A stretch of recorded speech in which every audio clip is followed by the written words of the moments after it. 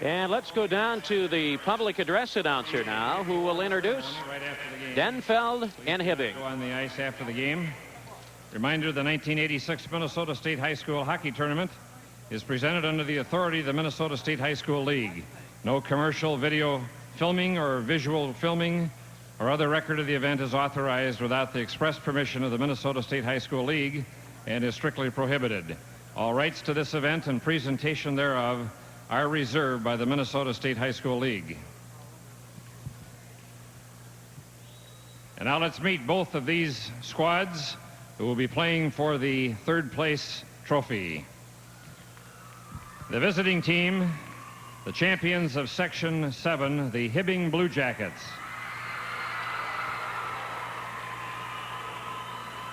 Number 1, goalie Rich Jacklin. Number 2, defenseman Cal Huseman. Number 3, wing John Schwartz. Number 4, defenseman Joe Gostad. Number 5, center Dan Kasner. Number 6, wing Andy O'Brien. Number 7, center John Rue. Number 8, wing Paul Girardi. Number 9, wing Scott Sunval. Number 10, defenseman Mike Hardy. Number 11, center Mike Sanborn. Number 12, defenseman Steve Stavnus. 13, defenseman Mike Johnson. Number 14, wing Pete Wallers. 15, defenseman Tom Pascuzzi. 16, wing Tom Sullivan. 17, wing Doug Terrell. 18, wing Pat Zabotnik. 19, center Steve Terrell. And number 30, goalie Jim Monticelli. Coach Bill Olson and the balance of the Hibbing official party.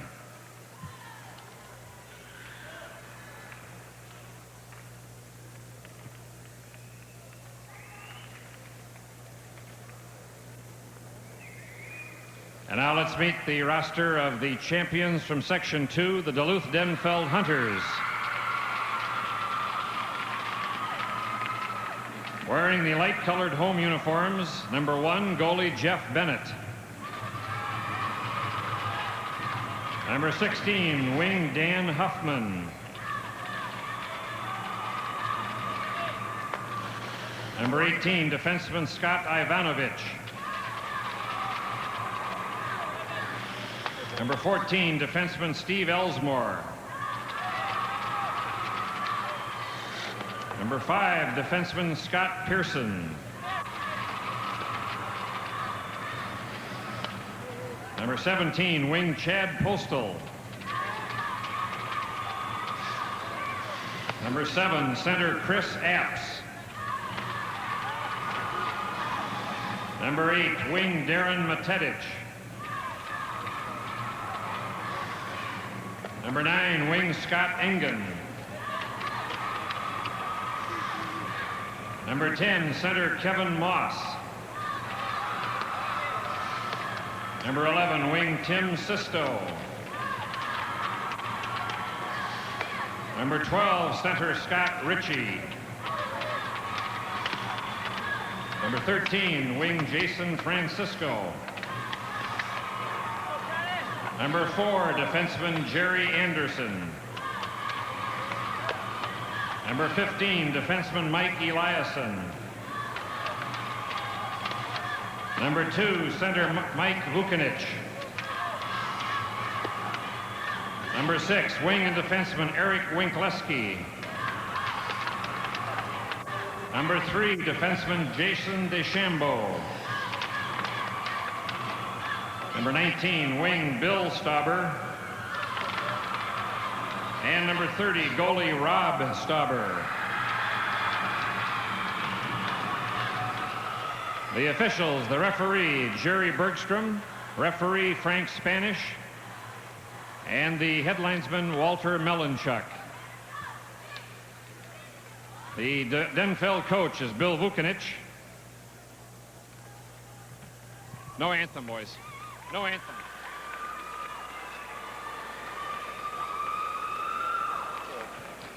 So we're ready to go with the third place game here from the St. Paul Civic Center. And along with Herb Brooks, this is Paul Brown and Hibbing out of the Iron Range Conference with an overall record in the conference of 13-0.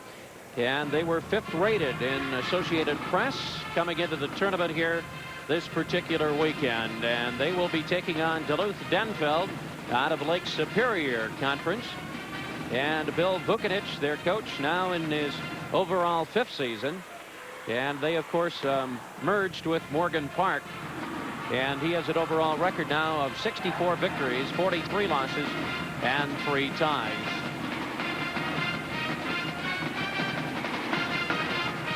Take a look at the goals scored so far here in the game. Hill Murray, they're clipping along pretty well, Herbie. Yes, they are. 5.26, a lot of goals in playoff hockey. A lot of goals, period. And the goaltenders are going to be Stauber and Monticelli. And taking a look at Monticelli, he has a 1-0 record, and he gave up 3 goals in his appearance. Stauber is 1-1 with the goals against of 4 here, as he has played in both games so far. And we're underway, and it's flipped in over the blue line by Wallers. And it's a heavy check thrown back of the net over to try and set it up now. As Denfeld goes in the corner, Anderson with the puck trying to work it to the wing. Trying to get some help from Apps back to the point. There's a drive by Hoosman, and it went just wide of the mark. And the puck is loose back of the net as Denfeld will try to work it out of the zone. Coming over to pick it up with it is Terrell. Terrell moving behind the cage. Terrell right out in front. They go to Gonstad with a shot just wide of the mark. 14:25 remaining here in the opening period. And good pressure by Hibbing here for the first 40 seconds or so of this third place game. Played back out to center ice. And again back in over the blue line. And it's knocked down there. Back in on the way in. Coming in over the line is Wallers trying to get some help. And the puck comes loose and it's turned away. Vukanich moving it up ice. Vukanich with the puck to the blue line, and it's played back down to the corner. We have 13:56 remaining and our first icing of the game. Paul, I don't know how you feel about this, but you ever try to read yellow numbers on a white background when you're getting old and your eyes are failing? That's a tough one. Well, I tell you what. Duluth Denfeld's uniform, just a little tough to make out, but we might have to look at the number on the shoulder to get it a little better picture. We will do our best with it, but they are indeed difficult to read. Moving it up ice, here is Schwartz. Schwartz coming in over the line, and the drop pass, and there's a drive just wide of the mark by Terrell. Back to the point, over to Hardy. Hardy shot it toward the net. It's Terrell in the corner. Terrell played it behind the cage. Schwartz over to try and pick it up. Schwartz has got 2 goals in the tournament so far, and Denfeld will break it out of their own zone as they drive it in on Monticelli. He kicked it out. It goes around over to Hardy on the far boards. On the breakout to Terrell, it's held in and cleared by Schwartz. Backing it out to center ice. It's driven back by Pearson in over the line. Broken up by Hardy. Back the other way. And with it is Rue. Rue with the puck, and a shot is taken by Girardi just wide. We have no score in the game, and coming up ice now. Here comes the Hunters. The blue line of the Blue Jackets, and it's taken away by O'Brien, and he backhands it out to center ice. Turned and fired back in the zone by Moss. Angled around back in behind the net. Trying to pick it up was Gonstad. Moved right out in front, and a shot went wide as it was fired by Francisco. To the point, and a drive by Anderson is wide. And the puck loose now on the boards as coming over to try and help out. Good pressure here by Denfeld as going back over is Gonstad. We're in the third place game. 12:33 remaining in the first period. And we have no score here from the St. Paul Civic Center. And it's held in at the point by DeChambeau. Tried to headman the puck. Knocking it down. O'Brien overskated. He left it go for Rue. And he drove it down in the corner as Stauber watched it go by. Anderson over to pick it up. Anderson with it. Tried to lead it out. And it's held in by Terrell moving behind the net. Terrell has got Sullivan in the slot, and he was tied up. And it's still set up by Wallers and Sullivan and Terrell as they try to work the wing.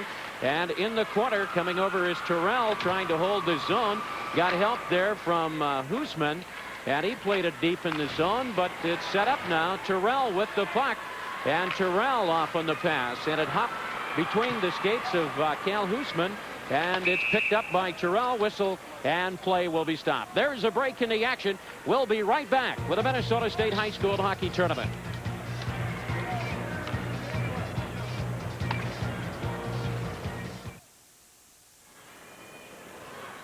"11 minutes, 39 seconds remaining here in the first period. No score in the game. With it is Gaustad.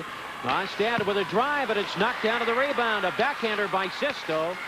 Or pardon me, it was taken right out in front as the shot was taken by Sanborn.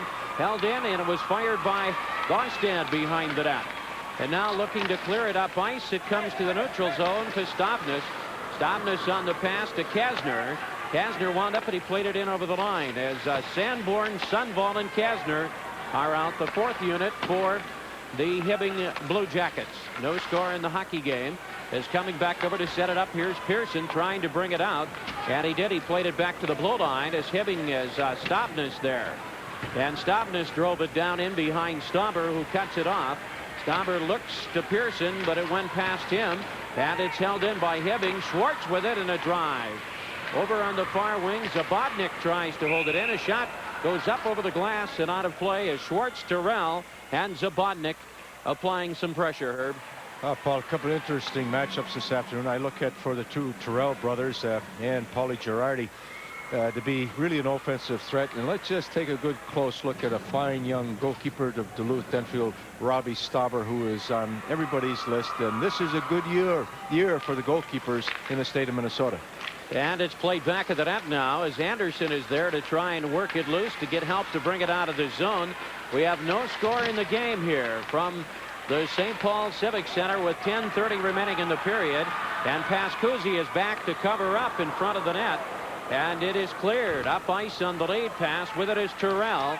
Here is Terrell. Nice job of stick handling through. Flipped it in on Stauber, and he made the save. Well, what do you look for, Herb, in picking out a goaltender? Well, I look at the fact that I like a stand-up goalkeeper. I like the fact that he can move in the net, cut it, has a knowledge of the game, his angles, and control rebounds. I don't like floppers. I like to see some athletic ability displayed in the goalie for the second or third opportunities, but I don't like the floppers. I don't like the impulsive type of goalkeeper. I like the one that just has a knowledge of the overall play, how he is used by his defenseman, and then makes the move at the right time. Some people look very pretty, and they look like great athletes, and they're making easy saves, hard saves, look spectacular. That just has an unnerving influence on your hockey club.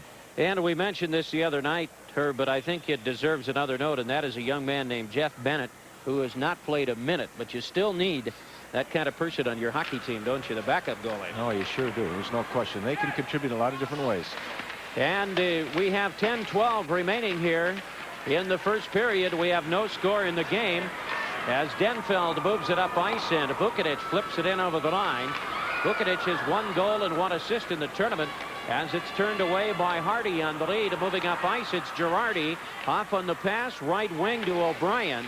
O'Brien tried to go on the drop pass to Girardi in the corner. Girardi and O'Brien with 9:45 remaining, centered toward the net, and Denfeld will clear it out of their own zone. Both teams at full strength. Vukotic to the line is tied up there, and back comes Hibbing as it's driven in the zone by Stavnes, taken away by Pearson. Tried to headman the puck, and whistle and play is going to be stopped, and we have our first penalty. There is no score. This is Hockey 86 live from the St. Paul Civic Center.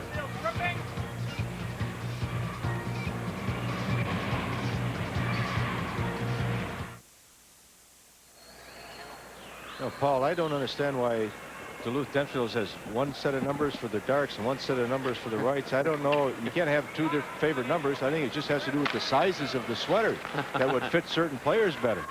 And the puck comes in over the line. Hibbing is 0 of 5 on the power play opportunities. We have 9 minutes and 20 seconds remaining here in the first period. And it comes back out over to center ice. With it is Terrell. Terrell on the pass to Girardi. Here's Girardi trying to move through. A shot kicked out. Rue fired at point blank. Nice save by Stauber. Held in again. Hibbing with the man advantage. And Girardi is tied up in front of the net. Girardi trying to work it loose with help from Schwartz around the boards to Rue, to the point to Terrell. Back to Rue. And Rue with the puck now. Back to Terrell. Terrell played it in the corner. Comes around to Girardi. Here's Girardi with it. The man advantage for the Blue Jackets in a 0-0 game here. Third place on the line here at the St. Paul Civic Center. We have 8:35 remaining here in the first period. And 1:03 remaining on the penalty time. A shot by Terrell is blocked and cleared out of the slot. Good job defensively in front of the net of the Hunters. There's no question about that. They're trying to keep the play in the outer perimeter outside that box. They're not really playing the aggressive blocks, but they're keeping Hibbing, you know, at bay and forcing him into some bad angle shots and questionable passing angles. And Denfeld again plays it up ice as Huseman comes back to set it up now. And still with the man advantage, Hibbing working it out of their own zone with the puck. That is Wallers. Wallers in over the line trying to drive the net. Went behind the cage. All the way around and still picked the angle and fired it. Tried to center the puck, and it was cleared out of the zone. Another nice job there. As Denfeld has worked the time down now to 13 seconds before Pearson will come out of the penalty box. One more time. This is Wallers in over the ice. The trailer is Terrell. The shot went wide of the mark. And the puck is loose on the board. Sullivan plays it in the corner, and back at full strength is Denfeld. As Pearson comes out of the box. In the corner, it is Wallers tied up with the Doug Terrell. Terrell with 25 points in the year, and Denfeld flips it out of their own zone. A smart play by Jerry Anderson. He said, go ahead, Paul. Excuse me. And there is no score. This is Hockey 86 live from the St. Paul Civic Center.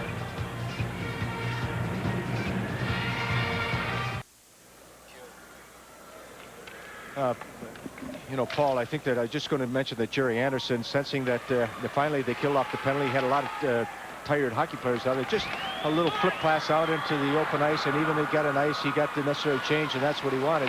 Very intelligent play by him. And it's picked up by O'Brien, headmanning it up ice.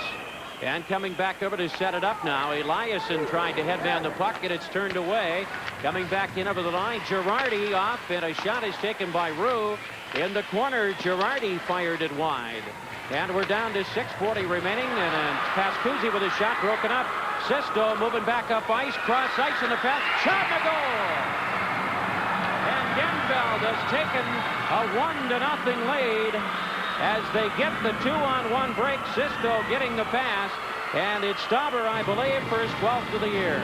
It's the first shot at goal, Paul. And give a lot of credit to Timmy Sisko here. He steals the puck at his own blue line. Just had the defense commit himself. Nice little lateral pass to his teammate. Didn't waste any time, and that's a tough shot, you know, for any goalie to stop. Big goal for Duluth to get on the board early against a very fine Hibbing team. But Timmy Sisko, I didn't know when he was going to pass it, but again, the Hibbing defender shouldn't be leaving his feet in the last man in the play. What is he going to do if the pass beats him? Who's going to take care of the rebound?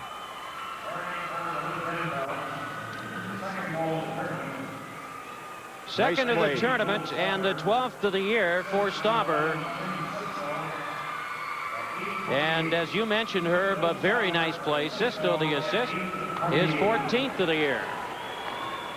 And it's played back in the zone. Is going back is Anderson over to set it up. Anderson whipped it around the boards. Denfeld with a 1-0 lead. And again, they move it up ice, and they drive it back in as Monticelli knocks it down behind the net. Whistle. In action there in front of Monticelli. And there's a break in the action. It will be right back with the Minnesota State High School Hockey Tournament.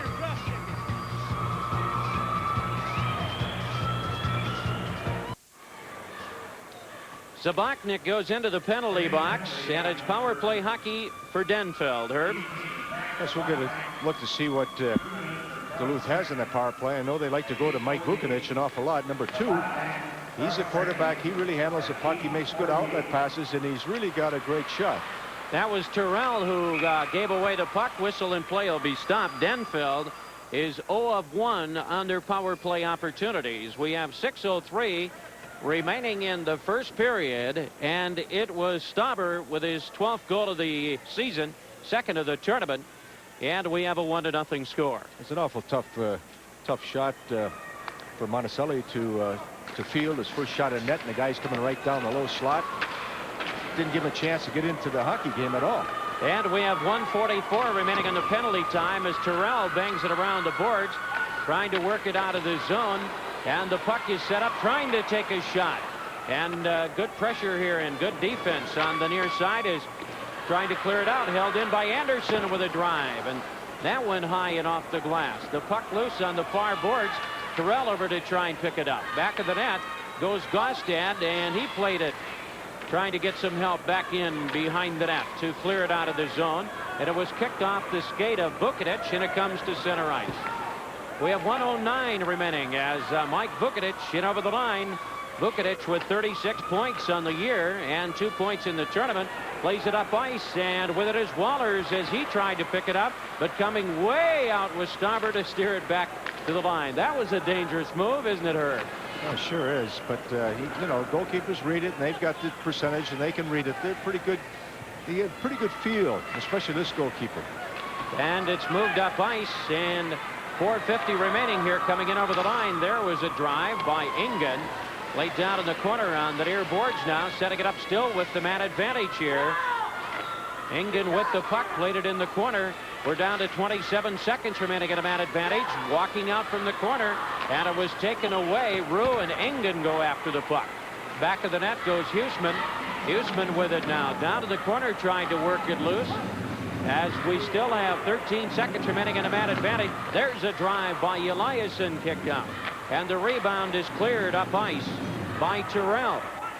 Cut off by Stauber, and going back, Stauber giving it to Eliasson. Both teams are at full strength as Hibbing now tries to hold the zone, and they do play it in the corner as Gostad went over, but it was taken away by Stauber. We have a 1-0 game on a Denfeld goal at the 8:28 mark of the period. Both teams are now at full strength, 1 against 2. Cutting in over the line, whistle and play is going to be stopped. There's a break in the action. We'll be right back with the Minnesota State High School Hockey Tournament.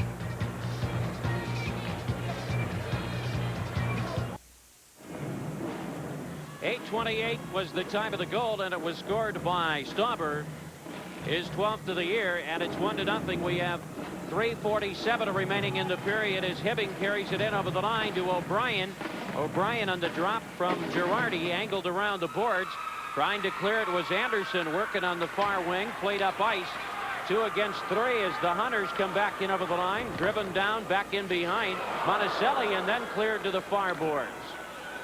As the Blue Jackets look to work it out, and it was held in on the near side as DeChambeau played it in the corner.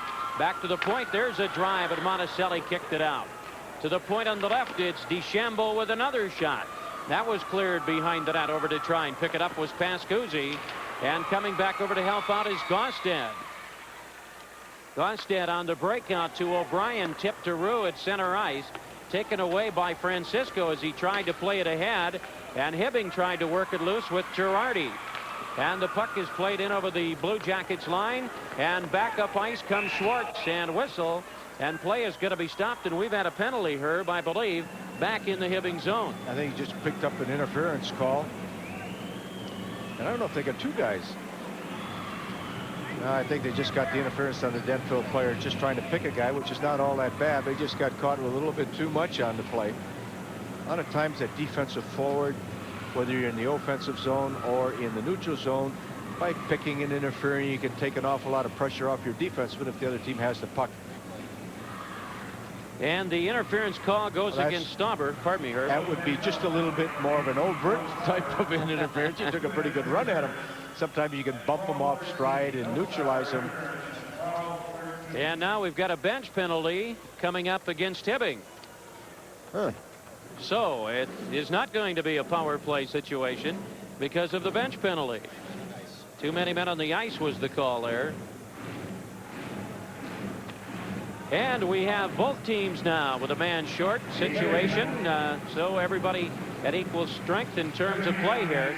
2:40 remaining here in the first period. It's 1-0 Denfeld. And moving it up ice now, controlling it. In over the line and a potential breaker. Schwartz with a shot. And it's deflected by Stauber. And Stauber looking out in goal from the right, and it's cleared to center ice. And it's knocked down now as Denfeld. Stauber is incidentally going over to pick up his stick. Going back of the net, it is Stavnes. Stavnes with the puck turning, tried to lead it to Terrell. Comes back out over to center ice to Sisto, who played it ahead. And it's played in behind Monticelli. We're down to 2:03 remaining at a 1-0 first period. On Stauber's goal here at the 8:28 mark of the first period. Stauber quickly out to center ice as Hibbing changing up a couple of players. And it's played in over the line now, chasing it, going back over to set it up. And it's played around the boards at the point, trying to hold it in as Hibbing sets it up at center ice, and they will drive it back in on Stauber. Nice easy glove save there, and he gives it to Pearson. Pearson will work it out of the zone. We have 1:30 remaining here in the first period. Taken away by Huseman. Huseman in over the line on the pass to Wallers, and that is cleared from his stick. And now Denfeld with Scott Pearson on the puck will work it up ice, and it rolls up ice back in the Hibbing zone, and we'll have an icing call. You know, yesterday against Burnville, Duluth came out with a goal in the first period. Then after that, they didn't get anything going. It's almost like they want to change their game plan and go into a tight checking game and try to make that one goal stand up or win a one goal hockey game. But I think right now they got to pick it up a little bit. If you count the number of rushes to each team's blue line, Hibbing's had a lot more rushes. I haven't counted them exactly to the Duluth blue line as opposed to what Duluth had at the Hibbing blue line. The play is a little one-sided, despite the fact Duluth winning 1-0. Sabachnik is serving the bench minor here on Hibbing, and there is 14 seconds remaining on the penalty time to Stauber on the matcher mining call. You know, Paul, once if you don't have an offense going and nothing is really happening for whatever reason, there could be a lot of reasons. Maybe you should start dumping the puck a little bit and to try to create your offense from a defensive base, such as from a good, solid, aggressive forechecking. But as you come up the ice, you turn a lot of pucks over at the offensive blue line, then they break off. You just lose that little rhythm from a breakout or a rush to a forecheck to a backcheck. If you stay in that little rhythm, and keep the puck in front of you and keep the legs moving and everything else, you're going to be okay. But Duluth doesn't have the rhythm right now. And other than that one little, burst, Hibbing has controlled the play and has the puck in their offensive zone. They just haven't been able to crack sort of a sagging, massing type of defense that Duluth has thrown at them. And it's set up. Gonstad with a drive went in back of the net now. Both teams still down a man. Puck is loose. And Vukovic over to pick it up. Both teams at full strength. As Zabachnik comes out of the penalty box with Stauber. Hit over the line. That is Rue. Rue with a nice little wrist shot, and it's blocked. Stauber, a backhander. Stauber with another save. Whistle. And action will be stopped down in the zone. And Mike Vukovic had something going there, but he just overhandled the puck a little bit. He just missed that little stride he needed to start a good offensive rush, and Hibbing bounced him off the puck with some good checking. They countered quick here with Johnny Rue stepping inside of a check, walking around to his forehand, little quick shot. Stauber, those shots aren't going to beat Stauber, but the second and third ones might, and that's where Hibbing's got to go to the net, and they did go to the net. And you saw number 18 almost coming up with a goal there by crashing that, looking for that all-important rebound. Patty Sabachnik. Face off at the draw, goes back of the net now as Denfeld looks to try and bring it out of the zone to the point on the right, here's a 2-on-1 to moving it up ice. Vukovic coming in over the line with Sisto, and a backhander, and diving into the cage there as Sisto and Vukovic had a chance, Herb. Yeah, they sure did. That's an excellent line Duluth has. Timmy Sisto, number 11, Mike Vukovic, number 2, and 19 Billy Stauber, who has the Duluth goal. And they're tough, and they play good, solid defense, and once they get the chance to go on attack, they will do that. But they've tipped a couple pucks loose by the Hibbing defense from the offensive blue line. The defense must say, geez, I can't be gambling into the offensive blue line coming up with, I missed a puck, I missed a man. They better come up one of the two, or they're going to be in trouble. Coach Olson is going to have them, screwed right onto that bench. But they've given up a couple 2-on-1s, and they could be down 2-0 despite basically controlling the first period just on some questionable plays by the Hibbing defenseman at that offensive blue line. Anderson had taken that shot there that Monticelli made the save on off the faceoff. And we're down to 15 seconds remaining in the period. Both teams are at equal strength here, as trying to hold it in is Pearson. Taking it away is Gaustad. Gaustad trying to play it ahead, and it was held in by Apps. Apps in the corner trying to set something up, and we've come to the end of the first 15 minutes of play, and it's 1-0 as Duluth Denfeld has the lead. And Sisto picked up one of the assists on the goal, his 14th of the year. Scored very nicely by Stauber, and for him it was his 12th goal of the season. I guess the question that comes to mind, Herb, to me is taking a look at Hibbing in particular. Did you like their intensity in the first period? Well, yes, I did. There was a tough loss last night to Hill Murray. They'd like to be thinking they're playing in that, 7 o'clock, 7:30 game tonight, but they had something going for themselves. The defensemen, they got to get the puck up a little bit more, and what they're going to have to do offensively is start using the points. Then Duluth is really, sagging back. So if they got 5 against the 3 Hibbing forwards, if they start throwing the puck around a little bit, throwing to the point, that's going to spread the thing out, and then maybe some of the gifted forwards are going to have a little more room to react. They're going to have to do that to crack Duluth, Paul. Let's go down to Sports Control. Okay, thanks, Paul. I'd have to say Duluth Denfeld is a surprise team of the tournament, Tom. Their first trip downhill here, Coach Bill Vukanich was saying, hey, we feel we're lucky even just to be here. We don't have an overabundance of talent. We just have to give 100% to even stay in the game, but they are doing a lot more than that. They had Burnsville, let's remind the folks, they had Burnsville on the ropes yesterday, leading 1-0 in that third period, and Rob Stauber has certainly been the highlight of the Duluth Denfeld trip down here. We're only a third of the way through the game, but Hibbing has to be concerned because when they've got Stauber in the nets on the other side after the best performance in the tournament in 10 years yesterday, it will be tough. Well, this is Hockey 86, continuing coverage of the Minnesota State High School Hockey Tournament.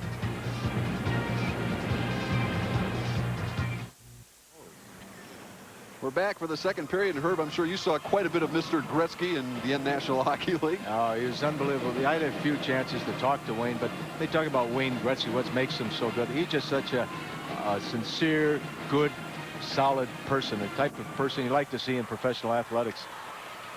And we're ready to go here with the second period of play in a 1-0 game as Denfeld is out in front. And moving it in the corner on the far boards, we begin the second period with both teams at equal strength. Terrell tried to move it in. It was cleared by Anderson up on the far boards, trying to move it up ice. Vukanich tried to come up with it. Whistle and play will be stopped. 14:42 remaining in the second period. The only goal of the game by Bill Stauber, his 12th of the year at 8:28 of the first period. Paul, I was remarking earlier about the intelligent play of Jerry Anderson. Just all the little things you notice. I started looking up on the little record here. He's #1 as graduating senior class president, a 4.0 GPA. It tells you something about him. And it's moved up ice again by Apps. Apps in over the line with a shot. And it went up over the glass off the glove of Monticelli, out of play. And he had a total of 4 saves in the first period.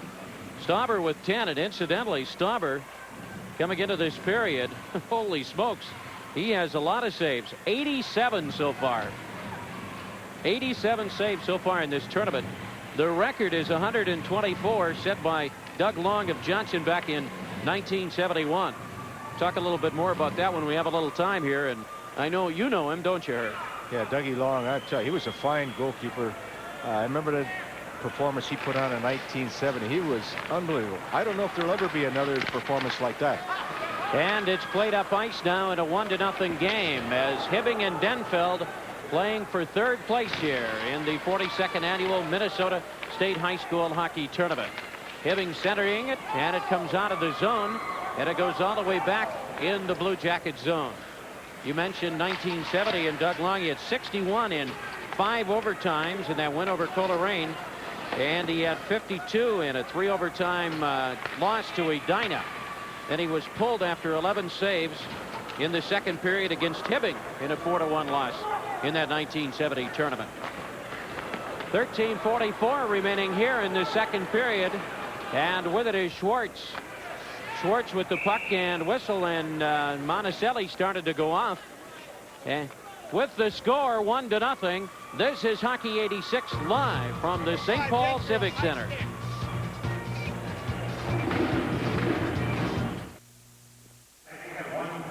High sticking call against that young man right there, Scott Pearson. And it's power play hockey now for Hibbing. And they are 0 of 6 on their power play opportunities. Just inside the line with it is Terrell. Terrell with a drive, and it's kicked out by Stauber. And the rebound comes loose. Vucinic, and he banged it around the boards and cleared it out of the zone. Now, Paul, when you talk about someone doing very well in school, Hibbing has 6 members of their team in the top 10% of their class. And it's moved up ice now. And we have 13:10 remaining here in the second period. Vucinic trying to come up with the puck. Vucinic just across the line as Hibbing will work it up ice now with a man advantage. And in over the line as they try to set it up. There's a shot. It was partially deflected. Comes loose on the near wing, and with it is Rue. Rue with the puck trying to work it and went in on Stauber. And he covered up and he made the save. Those 6 that Herb mentioned a moment ago are Monticelli, the goalie, along with Waters, Gostad, Sullivan, Cal Huseman, and Schwartz. You know, that Monticelli, as you were saying before, that's really a dynamic name. Monticelli. This sounds like a wine, doesn't it? Monticelli wine. Well, he's a pretty good goaltender, too. And goals against average of under 4. There's a drive, and Stauber knocked it down. And the rebound is set up. We still have 1 minute remaining on the man advantage for Hibbing as they go back to set it up to try and break it out of their own zone. And moving it up ice in a hurry, that is Wallers. Wallers in over the line. Wallers in the corner on the near boards. Trying to get some help from Terrell. Turning, trying to bring it out is Anderson. Anderson looking for help, and play continuing now. Back of the net as Stauber knocked it down. Played it on the far side, and Denfeld does clear it out of their own zone. Great penalty killing by Timmy Sisto and Chris Apps. 2 smaller type hockey players, but great legs and really persistent. And the puck comes loose just inside the line. We have 16 seconds remaining on the man advantage, and it's clear back up ice. We have a 1-0 score as Denfeld is out in front. Hibbing has come back and won 9 games in which they have trailed by 1 goal. And it's set up with it is Terrell, and he moves it out to center ice. Both teams at full strength, and it's played back by Eliasson in the Hibbing zone as Steve Terrell back over to set it up. Terrell in the corner trying to get some help from Huseman to work it out of the zone. Huseman kicking it ahead, knocked down, and trying to pick it up. It slides to Eliasson, and he played it back to the Blue Jackets blue line. And Denfeld will send it up. The Hunters leading it 1-0 here as it's driven down in the Hibbing zone. 2-man forecheck trying to hold the zone, but Rue backhands it out to the center zone. Monticelli knocks it down, is coming over to pick it up now, trying to break it out of the zone. Pascuzzi is out. That is number 15, Pascuzzi, with the puck. And he played it in to the left side of Stauber, but that will cause an icing. And with the score 1-0, this is Hockey 86 live from the St. Paul Civic Center.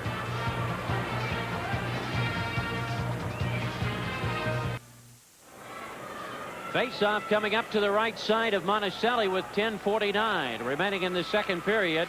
1-0 the score here as Denfeld is out in front.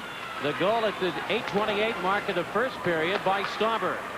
And it's driven in on his brother Rob Stauber. And Stauber with the puck, a little tentative there as he decided to clear it. And it comes up ice as Vucinic in the neutral zone was beaten to the puck by Gostad. And it's loose now as Hibbing trying to set it up. Sundvall has the puck to the point on the left side, driven toward the net by Gostad. Sundvall, Kasner, and Sanborn are out. And it's played back of the cage. It comes around over to Anderson. Anderson turning, trying to bring it out of the zone. Anderson goes cross ice to Sisto. Sisto moving it up ice, intended for Vucinic. Vucinic trying to play it away there from Stavnes. And it was held in at the point, and Anderson with a drive. Nice body block there by Sundvall. And the puck comes loose, and here's a 2-on-1. Terrell moving it up ice. Terrell in over the line, and his drive is kicked away by Stauber. as breaking to the net was Sanborn. And he made a good save there, Herb. Yes, he did. He stayed with it. He's just a fine goalkeeper. I'm very impressed with his patience and poise. I think last night, though, he got running around a little bit, charging some shooters when he probably shouldn't have. But you can see he's got the innate athletic ability in there. Just with the normal maturity and the coaching that goes with that specialized position, he's got a fine future ahead of him. We have the face-off coming up back in the Denfeld zone. First trip for the Hunters of Denfeld High School. And it's centered toward the net, and it was cleared out on the near boards by Ingen. Ingen moving it up ice along with Huffman and Apps, his line mates. And the puck is loose down to the corner. We have both teams here at full strength as Hibbing will try to work it out of their own zone. Only one penalty in the period, and that was called against Pearson. As Hibbing trying to set it up now, back in behind goes Sullivan. Worked away from him by Chris Apps, and he turns and he brings it out to center ice, picked up by Terrell. They'll regroup in the neutral zone with Sullivan trying to go back to Terrell, and it's played to the blue line of the Blue Jackets. Broken up there, and coming in over the line, Hardy off, and his pass to Terrell deflected. Sullivan whipped it around the boards. Both teams here at full strength. 8:49 remaining in the second period. In a low-scoring affair here for third place in this year's tournament on the line here. You know, That'd Paul, be nice for Denfeld to take home, wouldn't it, Herb? Yes, Paul, one thing that Hibbing's going to have to do, they're going to have to change lines a little faster. They're coming off a real tough loss last night, which was a skating game, a hitting game. Their forwards are staying out too darn long, and they're just not as effective as they could be if they start a little faster change, get a little better rhythm, and use all their people on their bench a little more effectively. Too long of shifts for the trail line, rule line, trail line. They could get more people involved, get a little more tempo, and, you know, because they've got the legs to do it. Their defensive core is not an asset as far as their speed, but they're functional in the sense that they know their limitations, and it's apparent, and they get the puck up ice, and they hurry up to the offensive line and react to, you know, the forechecking patterns. But forwards, they're staying out way too long, and they're just not going to penetrate that sagging Duluth defense unless they just have that little more of a rhythm, as I was mentioning. And it's set up at center ice. Coming over is Huseman, and Hibbing will back it up in their own zone to regroup to Schwartz. Schwartz coming in over the line on the pass to Terrell, and an offside is going to be whistled at the blue line. There's a break in the action, and we'll be right back with the Minnesota State High School Hockey Tournament.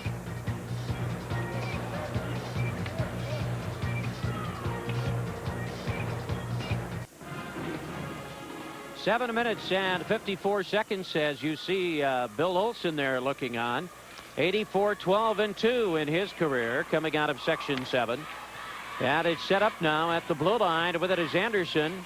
Anderson trying to work it ahead to Francisco. Hibbing back in over the line. Terrell with a drive off the glass. Rebound to Schwartz. He was tied up in traffic. Zabodnik with a backhander, and that was cleared. And it's played back now to the Blue Jackets blue line, and coming back over is Huseman to set it up. We have 7:29 remaining here in the second period as Schwartz will work it out of his own zone. And it's played back in over the blue line by Jerry Anderson. 16 points on the year. And coming back over is Huseman with help, trying to set it up right out in front. Backhander, and it's knocked down as Bonicelli made 2 saves in traffic. And there's a drive by Eliasson from the point. Held in by Pearson. Looked like he switched hands and took a shot there. Good pressure at the other end, Herb. Yes, he might have switched hands. I don't know if he got a high stick, or he got playing the puck over his shoulders with a stick, or it's a high stick and call, you know, on the goalkeeper. I'm not sure what the ref has got. I think he's got a high stick and penalty on him, on a Hibbing player down around the goal. We'll see what he's calling right now. He's got somebody he's trying to say, come on, let's go. You can't get away with that. You never tried to do that when you were coaching, did you? The goaltender for a high stick. Tried everything you could try to get away with. As Monticelli gets the high stick call. And somebody has to serve that penalty. As we get a look on replay again at what happened. Geez, everybody's going for the darn puck. You just don't go for the puck. You start clearing out bodies. You take care of the body, and the puck is going to be all right. Leave the puck for the goalkeeper. Everybody's fishing for a puck and reacting on a puck. Take the body. That's Bloody Nose Alley in front of the net. And then you got to make people pay for that part of the ice. Denfeld is 0 of 2 on their power play opportunities. As they go to Pearson on the pass, they go to Vucinic with a shot, and Monticelli kicked it out. And the rebound is backhanded out of the zone by Doug Terrell. There you see the time remaining in the second period in a 1-0 game. And the man advantage now as Hibbing. Monticelli took a penalty. High stick, and it's picked up, moving it in over the line. There's a drive, and it was knocked down. Walters with it, and Stauber looks real sharp here. Yes, he does. Did you see how he stepped out and cut that angle off? He knew the guy couldn't come across because he had a defenseman there, and he wasn't giving up an inch. Hardy trying to work it loose and bring it out of his own zone, does to center ice.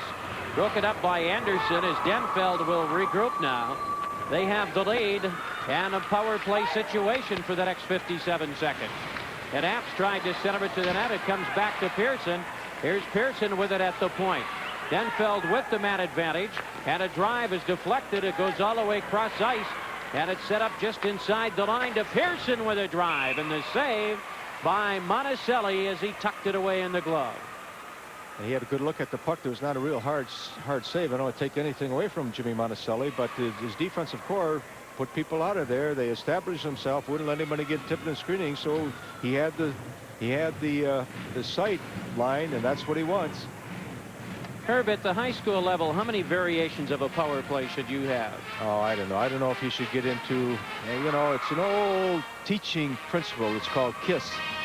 K-I-S-S. Keep it simple, stupid. And the stupid one is the coach.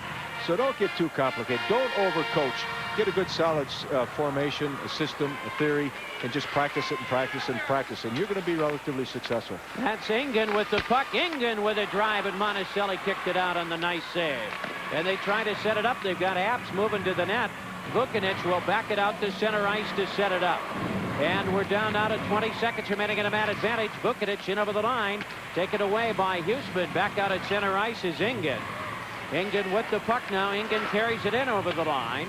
Ingen picks up his own pass off the boards. Will go to Vucinic, and his drive goes high in the air toward the slot, and it's gloved and played on the far wing. And back at full strength now as Monticelli's penalty time is over. Backhander was taken by Apps, and the save was made. Played back to the net with that time remaining in the period. Going back over, Huseman trying to work it out of the zone. It's picked up Huseman on the far side, trying to get some help from Rue. And it's held in at the point. A shot taken there went wide. And Denfeld trying to hold the zone, but it's picked up by Girardi on the lead. And Stauber comes way out. And he ran into Kastner, who went down, who was trying to pick up the breakaway.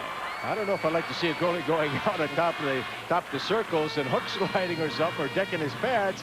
But he sure came up smelling like a rose like that. But we might get a good look at this thing again. He's coming way out. He sees the Hibbing player interfered with by one of his defensemen. So he figures, well, all right, now what happens? Everybody's in the ice. What if a Hibbing player jumps in and it's a wide open goal? All he has to do is cut off the angle and let everything come to itself. He doesn't have to be running around like that. He's got enough ability the way it is without running all over. Might have to put a rope on him and tie him to one of the goalposts. In the corner, it's Pascuzzi trying to pick it up. Monticelli knocking it down. And it was cleared as Denfeld tries to hold the zone. Played in the corner. Both teams at equal strength as Francisco was breaking to the net but couldn't get the pass. Zabachnik with it on the lead. Moving it up ice. This is Terrell, 1 against 2 against Eliasson and Pearson. And Pearson took it away, and he dumped it back down in the zone of Hibbing as the Blue Jackets go back. Shot. Oh, nice tip in front of the net. Good effort there. A lot of hustle, Herb, on the part of Denfeld trying to keep the zone. Going back of the cage. Moss with it. Denfeld's getting a little stronger as the game wears on. They're starting to get their legs a little bit. They're starting to open up. They don't want to sit on that one goal, and they're trying a little bit more of an offensive thrust right now, which is something they have to do. Denfeld leads it by that slim margin of 1-0. There's a drive by Eliasson wide to Vucinic, and he tried to move it toward the net, and it was taken away by Wallers and then re-intercepted at center ice. Eliasson with it. Here's Eliasson playing it in over the blue line. That's broken up, and Hibbing decides to clear the zone. And they'll have an icing call. There's a break in the action. We'll be right back with the Minnesota State High School Hockey Tournament.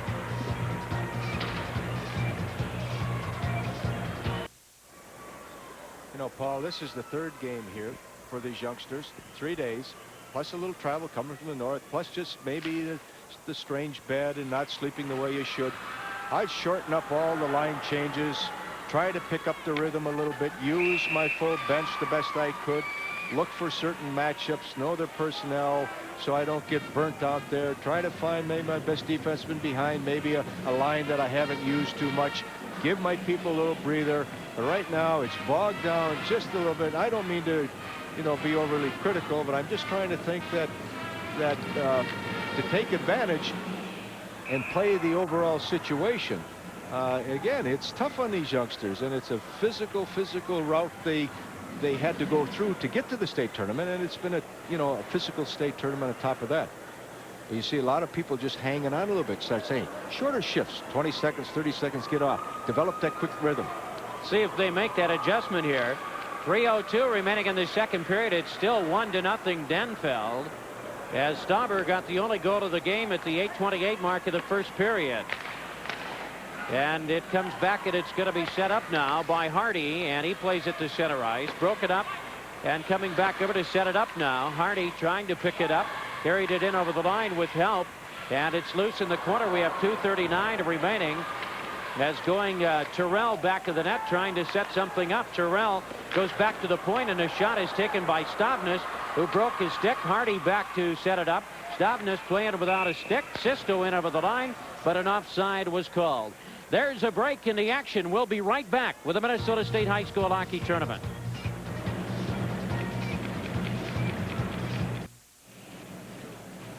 Two minutes, 25 seconds remaining, second period.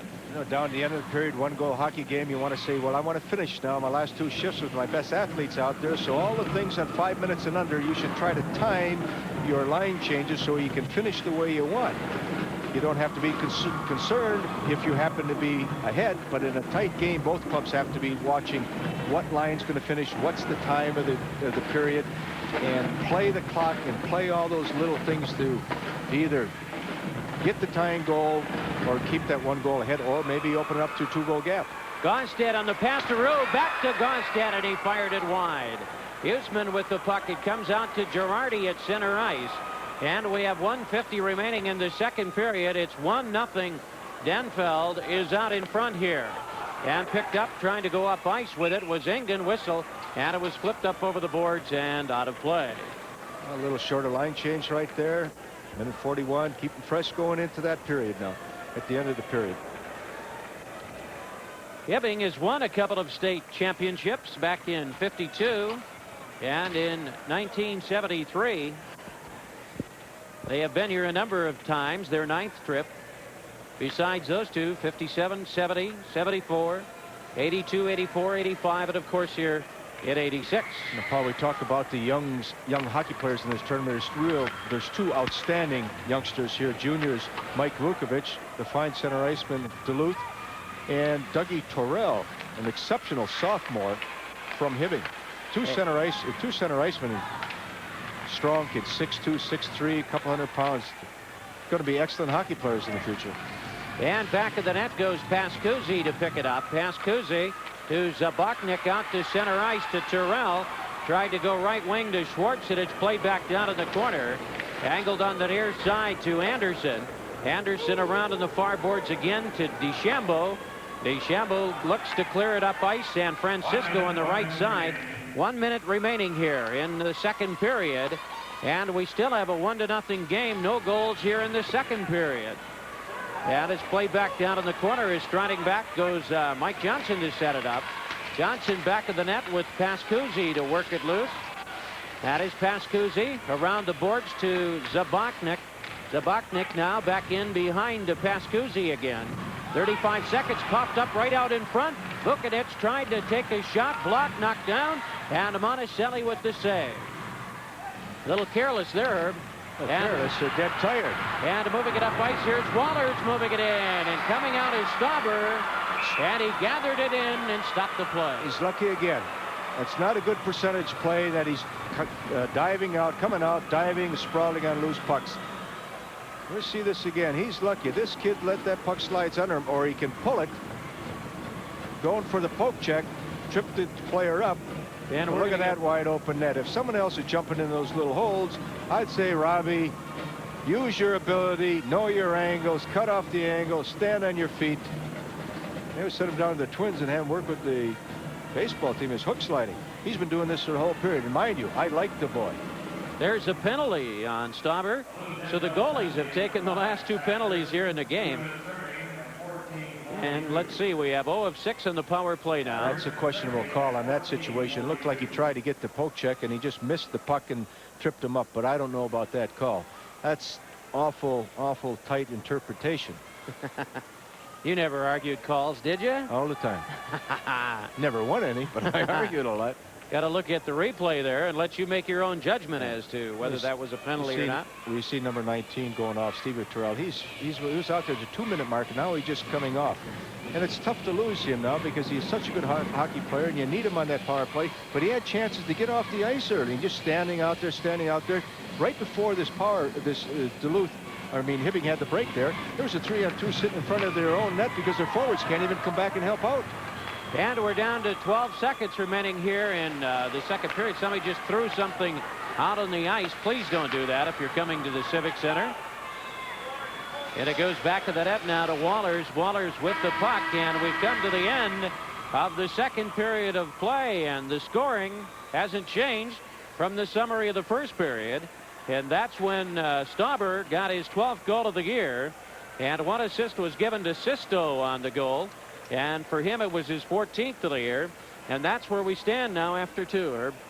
Yes, I'm a little surprised. Nothing against Duluth because they're a fine hockey club and they've played well in this tournament. But I just felt that, Hibbing might have had a little more depth up front, had more offensive firepower. My question was basically how long Stauber can hold him in there. But I've been wrong because Duluth is doing a fine job without the puck. However, they are sagging in their defensive zone. And if Hibbing a little quicker changes, move the puck around, use their points, I think the momentum would turn and they would get some, higher percentage scoring chances.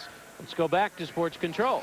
Well, Herb, before the game, I was talking with the Hibbing coach, Bill Olson. He said it's really tough to play a finesse game now here in the state tournament. Hibbing has had 2 tough physical games, of course, against Bemidji and then yesterday against Hill Murray, and you wonder how much that's taken out of their club today. They like to play a very aggressive offensive style.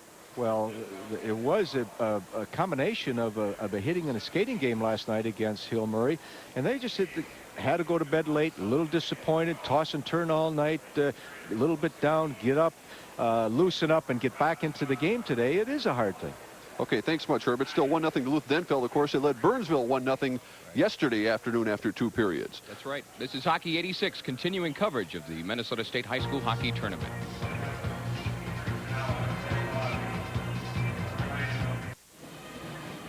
Our score after 2 periods of our third-place title game: Duluth Denfeld 1, Hibbing nothing. No goals in that period, but some great goaltending on both ends.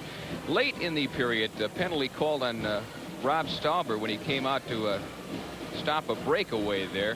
Rob was outstanding, and the same can be said of Jim Monticelli, who did a great job on the other end. May have been a little bit of a marginal call there, but Hibbing does have the advantage. And now we have Tony Parker, who has explored virtually every inch of the St. Paul Civic Center in the last couple of days. More cheerleaders. Tony, where are you? We continue our exploration into you blame us. You are looking at the Hibbing cheerleaders. They're here on their skates with their guards. Let's find out who they are. Let's start out here. I'm Mary McHale. I'm a senior in high school. Okay, and this is? Nancy Senebeck. I'm a senior. Forgive me for covering you with a shadow, yes? Ruby Morris, a senior. They've got voices like mine, gang. Isn't that great? How about you? Stacy Mackey, a junior. You're not in such good shape. Anybody got a good voice here? Kathy Anderson, a junior. Kathy, very good. Give me an A. What's your name? Okay. Chris Radovich, I'm a junior. You sound pretty good, too. Now, we're going to award the trophy for the championship as far as cheerleaders tonight in the 7 o'clock program. Let me ask you what you did for your in the contest. We just had to have 2 chairs, a floor chair, and we had to have another floor chair that ended in a mound. And we practiced during school, and then we practiced on the ice. Okay. Kevin McHale, of course, is the brother here. I want to ask you one question. What's your favorite sport? Hockey. Mine, too. Do you believe that? And here's why, gang. Okay? All right, Tony, of course, Kevin McHale actually started out in a hockey career until his until he grew a little bit. He got into the right sport. He's doing pretty well with the Boston Celtics right now. Speaking of basketball, we do have a few scores to keep you up to date with. In the game for the Big Ten Basketball Championship at the half, Michigan well on its way to winning the Big Ten title because they lead the Indiana Hoosiers 44-25. That game is in Ann Arbor. Michigan 44, Indiana 25. Meanwhile, at Williams Arena today, Illinois has defeated the Minnesota Gophers. That score was 73-64 over Minnesota. The Minnesota North Stars trail the Winnipeg Jets at the Met Sports Center right now. That score is 3-2 in the third period. And the Minnesota Gopher hockey team is just starting, or as we speak, against Wisconsin in the WCHA semifinals. We'll keep you up to date as that game progresses. Busy. Yes, indeed. Live from the St. Paul Civic Center, this is continuing action of the Minnesota State High School Hockey Tournament. Our score after 2 periods of the third-place championship game, Duluth Denfeld 1 and Hibbing 0. Saves in that second period. Rob Stauber had a total of 9. That gives him 96 for the tournament at this point, 124 the all-time record. Jim Monticelli with 12. We send it back upstairs now to Paul and Herb for the third period. Gentlemen. And Herb, you talk about adjustments to be made here. Would probably the number one thing be the fact of those short shifts you were talking about? Yeah, no, there's no question, Paul. Hibbing's got to, just shorten up their shifts on the ice to develop a little better rhythm, put a little more pressure. But you have to give a lot of credit to the Duluth Hockey Club. Credit in the sense that their forwards are really making a very fine and aggressive and intense transition from offense to defense. They lose the puck, and they really go into their checking system with a lot of heart. And obviously they had to. They've kept a fine Hibbing team at bay for 30 minutes. And remember, Hibbing is still on the power play with 1:30 remaining on the power play situation as Denfeld works it behind the net of the Blue Jackets. And coming up ice now, and it's driven back down in the zone as it went off the stick of DeChambeau. And the puck comes loose on the near side. We're down to 1:14 remaining in the man advantage. And moving it up ice now, that is Gaustad. Gaustad carries it in over the line. Gaustad with the puck. Denfeld is leading in the game by a score of 1-0. And it's loose to Schwartz, who goes to the point. There's a shot by Terrell. Gaustad, a rebound shot, a goal by Schwartz, as he gets his 13th goal of the year and the third of the tournament. And it's a 1-1 game. Boy, does that help Hibbing out to tie that thing in the first 45 seconds of play. And Schwartz stayed with it and found himself a big goal as he turned and fired that baby, and that thing rode high. Duluth lost their little man-for-man coverage that they like to have deep in their zone, and Schwartz just stayed with that puck as it was between his feet. All of a sudden it popped out, and Stauber was going down as the shot was going up. But you want to break the defensive coverage down into a man-for-man situation as best you can, and they lost their check a little bit. And Johnny Schwartz, a senior, was Johnny on the spot. Big goal for Hibbing. Maybe this is what they need to get him on track. And we should mention also that at the end of the second period, when you saw the replay of Stauber taking the man down, they had called the penalty on Pearson previous to that little incident. So it was the penalty to Pearson that created this power play situation, and it was not a penalty on Stauber, the goalie. And it's moved up ice now. With it is Hardy at center ice, picked up by Stopness. Whistle, and play will be stopped. And with the score 1-1, this is Hockey 86 live from the St. Paul Civic Center.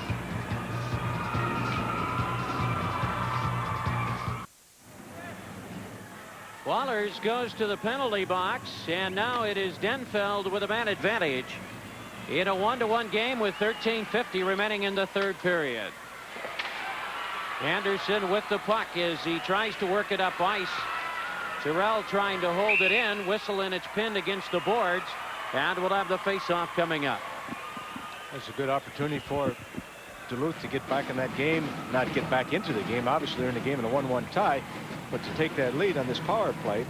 The guy I would watch very close is that number 2, a junior center iceman, Mike Vukovic.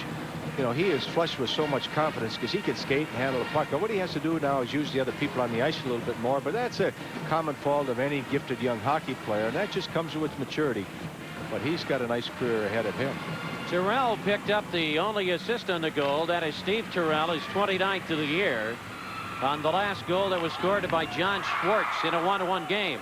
1:40 remaining in a man advantage situation now. As Monticelli looks out, Gostad over to pick it up, turned, and he found an opening, and he cleared it.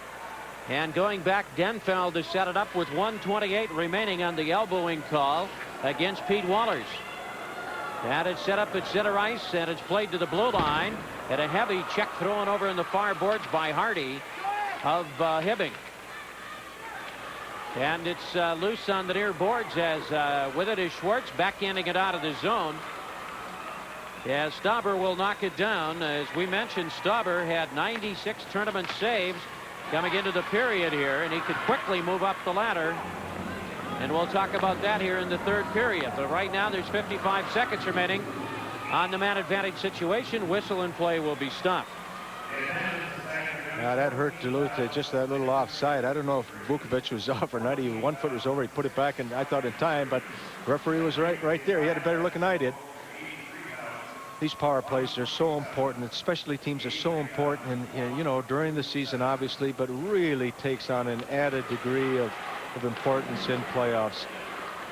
And it's set up now at center ice. That is Vukovic that Herb was talking about a moment ago, trying to drive it ahead. We have 40 seconds remaining. Mike Vukovic, a junior, and he had 2 points in the tournament coming into this game. So far he's been shut out here. You got Duluth forwards all standing still at the offensive blue line, no place to go. They should just regroup a little bit, get them on the move, and then dump it and see if they can regain it or enter the zone, you know, with possession. And Hibbing is playing it very well. They're just stacking everybody up, taking the alleys away and making pass into traffic. Anderson went cross ice in the pass. 15 seconds remaining, trying to stuff it. Apps on the short side. It goes to Ingen. Cross ice, and there's a drive, and it's deflected to Apps. Apps with it, tried and did play it through Huseman. Went to the net, but it was poke checked away. Good job by Stoffness. And now trying to clear it, and back at full strength as Wallers comes out of the penalty box. Both teams at full strength here in a 1-to-1 game. And it's played up ice, and with it, Terrell hit over the line. Wallers as a trailer. Terrell with a drive, and it went wide. He's got to hit the net on those shots. It's a pretty decent angle shot, and especially the way that young man can shoot a puck. Just get those shots on net. We saw a couple things last night, and even a couple winning goals. They were just of the very questionable nature, but they're on net, and boy, anything can happen then. 11:24 remaining in the third period, and moving it up ice now. Both teams at equal strength. This is Vukovic in over the line. Nice pass. Shot by Apps went wide. And it comes up ice now. Back the other way comes Terrell, and it's cleared from his stick. Trying to pick it up and carrying it in over the line was Pascuzzi. Shot there was blocked. Heavy traffic moving it in. Shot! Monticelli knocked it aside. As Denfeld with good pressure there in front of the net. For sure, the game's picking up now, Paul. Now we're seeing a pretty decent hockey game right here. And it was steered away as breaking in Schwartz along with Zabachnik. And that is Terrell trying to move to the net. As Zabachnik was there in front too, but now coming back. As you say, the intensity has picked up about 100% here, Herb. A lot of it is because they're one-touching passes. Move the puck, get it up ice. That's a race to the offensive blue line, and the fastest way you can do is pass the darn puck instead of one man carrying the darn thing and slowing the play down. And that's what happened in both clubs. Move the pucks, get the tempo going. Now they're overhandling the puck, you end up in trouble. And Gostad picks it up and works it up ice. Down he goes. And the Hibbing bench wanted a penalty there, but no, there's a break in the action. We'll be right back with the Minnesota State High School Hockey Tournament.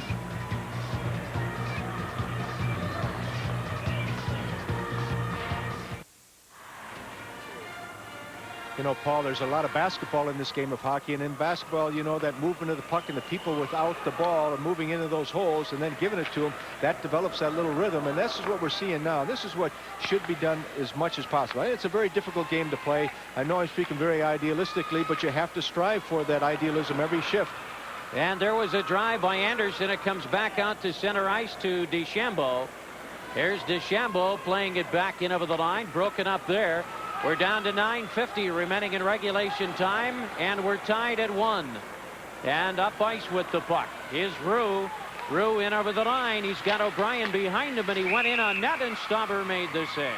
Paul, you see there how everybody in the Duluth team goes towards the net, Usually they'll say, well, I got a defensive forward, stay with your man. The 2D will pick up the other 2 forwards, and the last 2 forwards come back in your zone. They got point coverage. You might cave in the weak side to the slot, whatever. But to lose people, 5 guys go back. I mean, you see 5 from top of the circle all the way to back to the net time after time after time. Now, if Hibbing can regain some of those loose pucks, start moving to the point, they're going to really have some shots on net, but they haven't been able to do it so far in the game. And let's see if there is some changes to be made in that area the rest of the way. And the puck is loose now as Denfeld will set it up, and it's played in the neutral zone. Waller's knocked it down, picked up by Sisto. Sisto will shoot it down in the zone as Monticelli watches it go by to Gaustad. Gaustad around to Pascuzzi on the far boards. To Sullivan in the corner, back to Gaustad. 9:17 remaining in the third period. It's 1-1 here. Held in, right out in front, trying to go to Stauber in the slot, but it was cleared by Wallers, moving up ice with Terrell. 2-on-2, Wallers with a drive, and that's blocked. Wallers dug it out in the corner, and he tried to go to the point, and he's bumped away from the puck, got up quickly, and it comes back, and it's held by Pascuzzi. Whistle, and play will be stopped. And with the score 1-1, this is Hockey 86 live from the St. Paul Civic Center.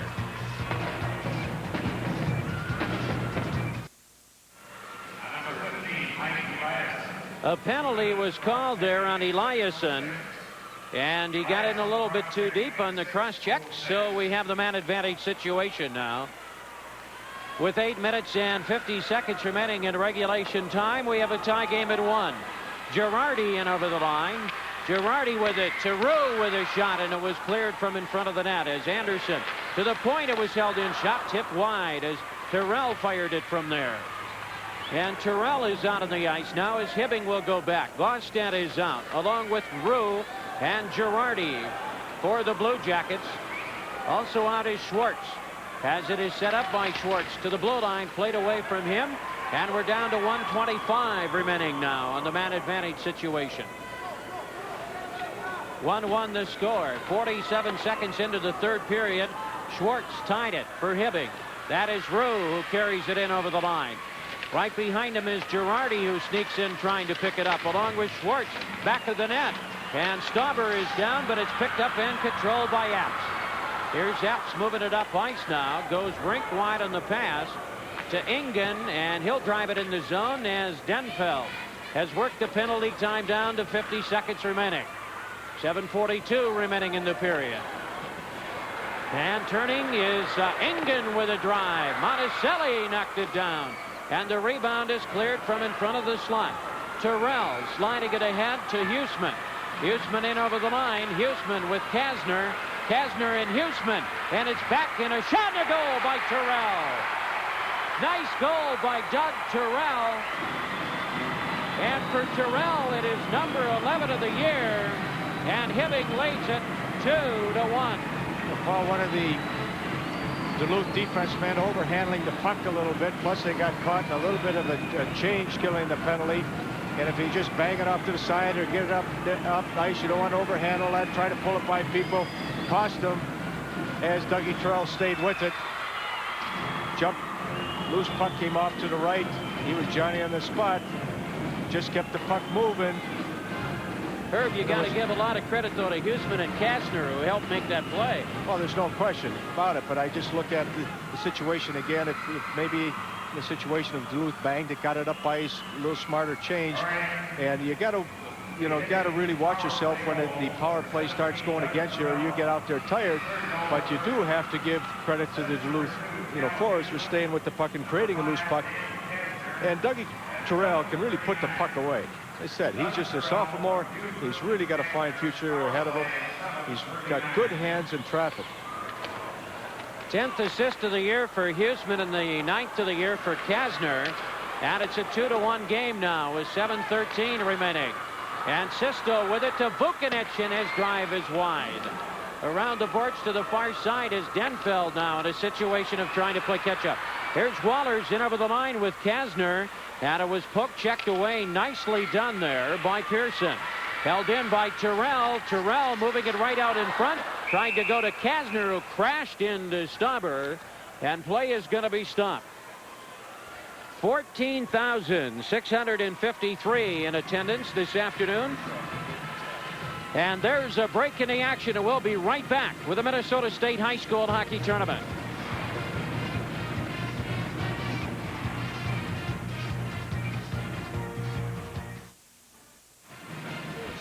$83,127 in attendance so far at the tournament here in 1986.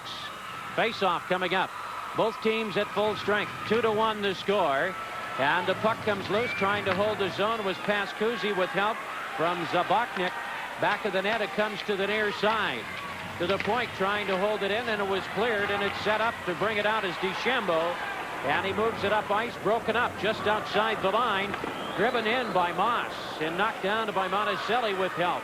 Back of the net goes Pascuzzi and Gostev. And they lead it to Schwartz, and he can't knock it down. Terrell back and whistle, and an icing will be called.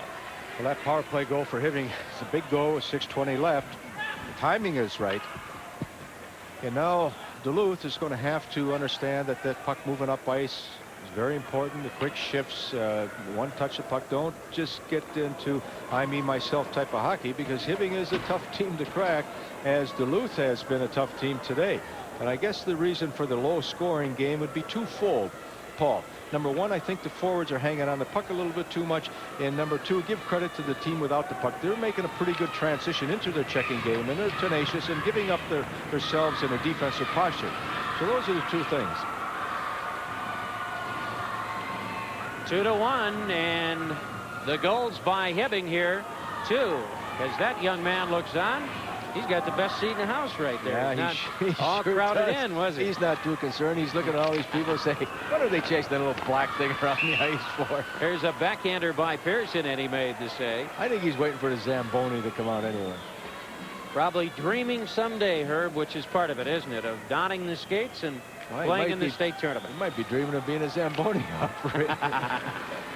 And we're down to 6:12 remaining here in the third period. And at the point, it's knocked down as Pearson tried to pick it up.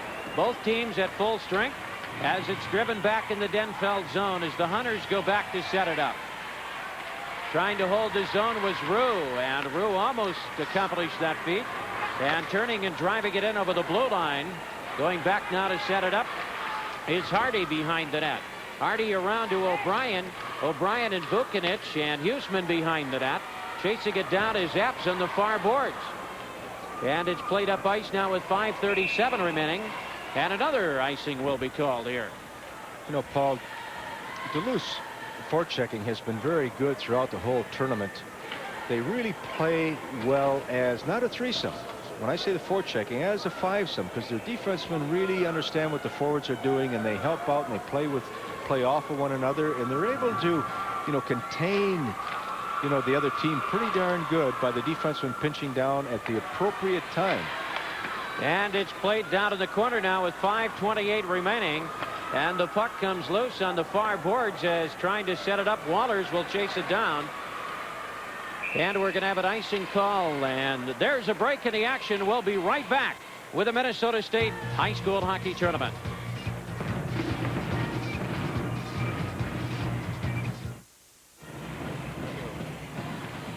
As you see the save total, and on Stauber, the staff and the crew here of WCCO doing a great job of updating you. We'll give you the totals as we progress through the period here. There's a shot. It was taken right out in front. Apps with a drive. Monticelli with a save. Heavy traffic in front, and it comes back to the point. Another shot is taken by Anderson. That's blocked and held in. Another drive, and that's blocked. Shot and a goal on the rebound. As Denfeld kept the zone, and they got 2 or 3 opportunities, and it's a 2-2 game. Well, they had 2 or 3 opportunities prior to this goal, because all Hibbing could do was just ice the puck, ice the puck, ice the puck. And the one guy that you really have to watch for, as I was just pointing out, is Mike Vukovic. You don't want to leave him loose in that offensive zone. And when the defensemen start going for the puck, left him loose, and all of a sudden the puck came to him. He had the short side wide open, and he could put it away. And there it is. Johnny on the spot. He buried that puck. There's no question about that. The defenseman thought he was able to control that shot with his foot and the stick, and he couldn't quite do it. It jumped right over, changed direction, and jumped right over to Vukovic. And there he was. But I'm saying in that situation, the defenseman, don't worry about the shot. Give the shot to the goalie. You take the man, and the man's going to be covering the goalie will take the shot, and there's no problem. But when a defenseman starts going out and trying to block shots and come up with loose pucks, if it doesn't happen, someone's left unchecked, and that's where all the trouble occurs, and that's just a case in point. So we've got a tie game at 2 as the battle for third place continues here. And it's driven back down in the corner now as Denfeld goes back. And it's played back of the net now, and covering up is Stauber. As Vukovic gets his second goal of the tournament, as one assist was given on the goal to Anderson. So you can't blame Monticelli on that situation. He's fixated right on that darn puck, and all of a sudden it hits the defenseman, goes way off to his left, and he's got to make a quick reaction. He couldn't quite get to that far post or get to the angle on it, and Vukovic just buried that baby. And he almost missed the net, however, because it just tucked it into that far post. But I'm sure he was a little anxious on it. He said, a big gaping net there in a 2-1 game with 4 minutes left or so. Vukovic with his 16th goal of the year, and it's set up now. DeChambeau with it, and DeChambeau clips it in over the line, and we're down to 4:30 remaining in regulation time. And down in the corner goes Pascuzzi, and he is tied up. Whistle and play is going to be stopped. As we mentioned, Doug Long of St. Paul Johnson, 1971, 124 saves. And Rudy Lindbeck of South St. Paul in 48 had 105. Len Egan of Hill Murray in 76 had 99. And Peter Wazilovich in 72 had 97. You might have remembered Peter when he played at North Dakota, Paul. Pretty good career with the Fighting Sioux. Huh? Small, quick, agile. And we've got a tie game at 2, and it's played up ice now, broken up by DeChambeau as he goes cross ice to Anderson, and they drive it in, and Monticelli made the save. We are tied at 2, and we're down to 4 minutes and 8 seconds remaining in regulation time. As Rue picks it up, tried to hit the man on the lead, broken up, and coming back is Hardy, taking it away. Hardy back to regroup, trying to pick it up and trying to move it in. Cisco tried to get off a shot. Boy, Hibbing got a break there without that call. And moving it in is Girardi right out in front. Oh, he tried to go to the back end. We're going end to end now, Paul. And Stopnis tried to take a shot. And Denfeld trying to work it out of the zone. Now you would never believe they're playing for third, would you, Herb? They're playing for first right now. Sisto with the puck in over the line, and the pass to Vukovic, and it was tipped in. Sisto to Vukovic to Stauber, I believe. Well, Paul, I don't think that was tipped in. I think the pass from Vukovic over to Stauber hit one of the Hibbing defensemen and changed direction on Monticelli. He had no chance in that. Here we take a look at it right now as Sisto give a nice little pass to Vukovic. Vukovic is waiting for the man to free up. It did go off the defenseman, number 10, I believe. Hardy. Mike Hardy. It's a tough situation because he's got the guy set up right. He's trying to take care of the pass across. He wants Vukovic to shoot. The goalkeeper's got the shooter, and when the pass goes across and change directions, it's a tough one on that goalkeeper. We take a look at it again. That just banged. And it's going to go to Vukovic, his second in a row, and his 17th of the year as it went off the skate of Hardy. As it tipped toward the net off the skate. And there's not much you can do about that one. The defenseman, the boy, Mike Hardy, played it right. He didn't charge over to leave, let open that man, even though he knew he had a back checker coming down that side. But what you should do when you play in that situation, you don't know about that back checker if he's quit on you or he's stayed with his check. So you've got to say, I got to use my goalkeeper. I want to set my goalkeeper up for the shot. I'm going to watch. I'll transfer if he drives the net. But other than that, I'm going to watch for a little goal mouth type pass. And the goalkeeper knows what the defenseman is going to do. But when a pass changes direction, it's one of those things. I know Mike Hardy feels awful bad, but he played the darn thing right. Vukovic he had the right idea. But we've seen some odd goals this year. And Yes. I'll never forget that one that Hill Murray scored against Richfield to really take the wind out of Richfield. Hitting Toomey in the head, go back, hit a Richfield defenseman in the shoulder, and jump in. That's one of the strangest goals I've ever seen. And some of those things can change the game, turn the momentum around. In that case, I like Hill Murray, and I think they might win the whole thing, and they're my favorite anyway. But who knows? They don't score that type of goal, they might not get by a Richfield. And you can go back and look at that darn score, and you'll say, well, wait a minute, it's 5-3. But then Richfield scored late, but still, goals like that can really change a lot of things. So far in this tournament, there have been no overtime games. There were 3 overtime games last year as we go back to 1985. Well, there's 3:30. Hibbing short shifts again. Don't overhandle the puck. Stay within the frameworks of your systems that Coach Olson wants you to do.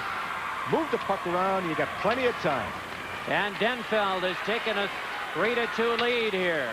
As it was played by Wallers back of the net. Trying to pick it up is Sullivan, and he's pinned against the boards as Terrell came over to play a check on the far side to bring the puck loose. Terrell with it. Cross ice to Wallers. Back to Terrell. And he batted at it to win in the corner to Huseman. Huseman to Sullivan, and whistle, and starting off there was a high stick over the shoulder. We're going to bring him face up all the way down into the Hibbing zone. Right before, looked like he was going to go off because of a penalty, and then he pulled up there. Well, you got to watch what that call is for, and I've seen some crazy things happen like that. But right before the Duluth goal, they were lucky that, or Hibbing was lucky, they didn't get called for a penalty when Vukovic broke free and was really driving that net, and they pulled him down. The ref was there, but he says, you know, I got to look at the score of the game and the time of the game. I understand that. And there's a drive, and it was wide off the stick of Anderson. Back on the point pass to DeChambeau, working back of the net as Denfeld has a 3-2 lead here. And the puck goes behind the cage. 2:44 remaining in regulation time. Over to try and pick it up is Paskuski behind the net. On the breakout pass to Schwartz. Here's Schwartz moving it up ice, coming it over the line, and he pushed it in on Stauber. And he very casually covered it up, and he stopped the action. That was a low change of pace shot, just a little wrist shot. I think Stauber thought the puck was going a little faster, and he moved to his right too fast. That thing almost handcuffed him. Here, see Schwartz, bang, little quick wrist shot. Stauber moved a little, hit the inside of his blocker, almost dropped between his leg and went in. And I tell you, Johnny Schwartz is hungry. He went for that rebound. Had not a whistle occurred, he might have jammed that thing home, but even though the puck went off to the side of the net. Hibbing has only scored 2 goals once this year. Other than that, it's been more than 2, and that was against Edina. 3-2 the score with 2:30 remaining. Well, they got to reach him down and get one right now. And it is Denfeld out in front as the Hunters try to pick up the 3rd place trophy here. Shot, and it's knocked down as it was fired by Rue, right point blank range. And moving it up ice now is trying to tip it in over the line as Stavnes had it, then it's played back up ice. As coming in over the line as Sisto tried to go off on the pass. That's turned away and back out to center ice as Vukovic with it, and he tried to get something set up. And it's picked up, and with it is O'Brien. O'Brien carrying it in, drive, glove save by Stauber. Duluth really plays their coverage in their defensive zone. If they're doing this by purpose, you know, fine. But there's a way to counteract it. Hibbing hasn't been able to do it because they're overhandling the puck, and they're just caving everybody in towards the net, Paul. They got 5 guys from almost the special spots in half the time. And, you know, Hibbing is just running into so much traffic. They get the puck to the point, maybe it can open the thing up. And that's what they're going to have to do in the last 2 minutes. We're down to 1:48 remaining in regulation time as coming back is Pascusi. Back of the net on the far side to Terrell. Here's Terrell working it up ice with Wallers on the lead. Here's Wallers against DeChambeau, and that shot blocked by DeChambeau. Wallers in the corner trying to work it loose. Back on the right side, Pascusi with a drive, and Stauber the save. Well, they had the right idea there, getting it to Pascusi and see if he can get a shot on net for some tipping and screening. And you've got to do this right now because I haven't seen too many defense zone coverage like that, and I said if it's by design, it's not all that bad, but you have to make that transition to point coverage rather quick, and then have some people that are willing to sacrifice in terms of maybe blocking some of those shots and falling down on some of those shots.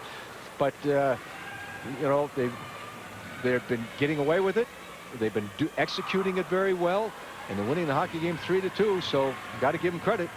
But I like the way they forecheck, and I like the way when they lose the puck, boy, they get their head down there and they start those legs moving, and they come back and they get back on that puck. And the faceoff coming up, Terrell to Schwartz, as Schwartz tries to hold the zone. We're down to 1:23 remaining in regulation time. Gaustad back to Schwartz. Schwartz with it, and the puck comes loose, turning, trying to bring it out. Now we'll look to see when Monticelli will go off, and he's going off right now. They pull their goalie. Gaustad with a shot, tipped wide by Terrell. The net is empty, and it's cleared up ice. We're down to 1 minute remaining in regulation time. It is 3-2. Duluth Denfeld is out in front, and the puck is loose now, trying to pick it up. And with it is Girardi moving up ice with Schwartz and Terrell. Here is Terrell trying to break through. He does. Shot. Oh, he fired it high. Schwartz trying to get off the backender. Terrell with a drive. And play is going to be stopped as the cage comes out of position. Boy, that Dougie Terrell jumped up ice. That Hibbing defenseman moved that puck. He split the defenseman, and he's home free. He just couldn't slow it down enough. And he tried to go high. Stauber's coming out, diving again. He got by with it, but if Terrell would be able to have just a little more body control, if someone dives at you, you just shift and you pull it around him, and you're home free. But then again, you know, Stauber has done this time after time after time, so you got to say that he's got a good instinct there when to go and when not to go.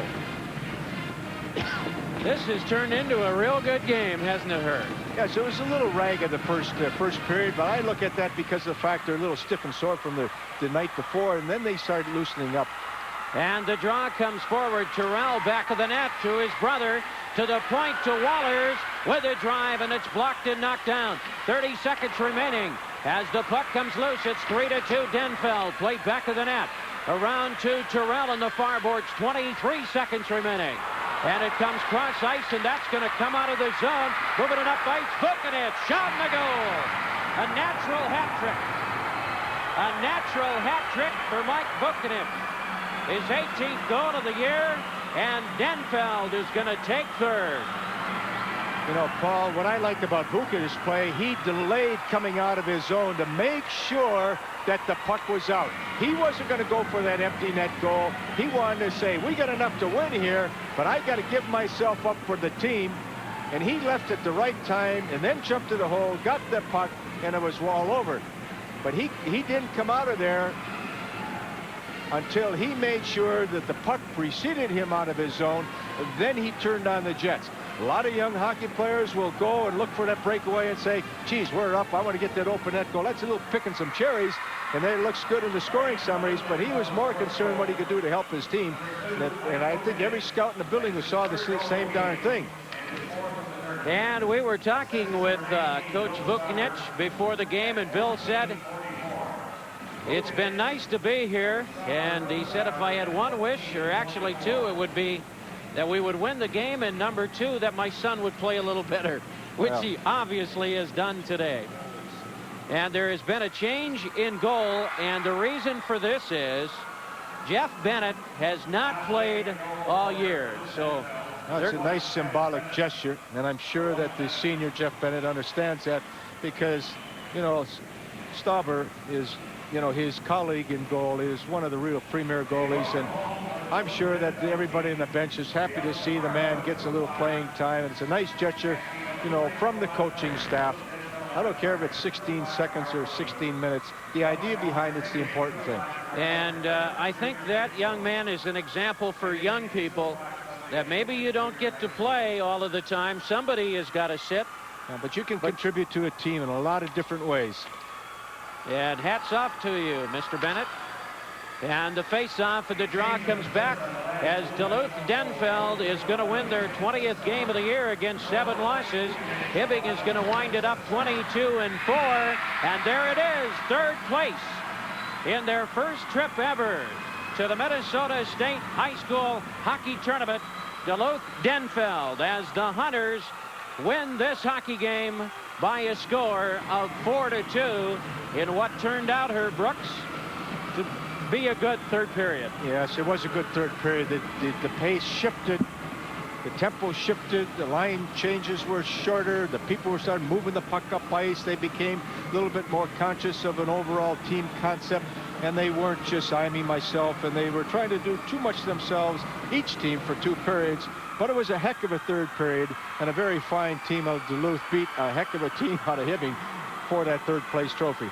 Yet on the other hand, Herb, I think you got to give some credit to Hibbing. After the tough loss to Hill Murray last night, they were down 1-0 here. They battled back today. Yes, they did. It was a psychological rebound more than a physical rebound, because last night game it was a physical game, no doubt, but it was so close, and you know that you could be in that state championship game. It's tough to come back, but they did, and you know, they've got nothing to be ashamed. I know it's an old cliche, but I really mean it. I know you do, and I know all the announcers do, because it was a fine finish into an outstanding season ahead. And a very positive thing for the city of Duluth, for their young hockey players. Oh, there's no question, you know, the first time they're here, and that can just, you know, spur the young feeder programs on, give some kids, you know, something to shoot for. And also you look at that line of Sisto, Vucinic, and Stauber, they're all coming back, and so they want to be the catalyst again to say, hey, let's see if we can come here again. The secret, you know, the hard thing is going to replace their very fine senior goalkeeper, Robbie Stauber.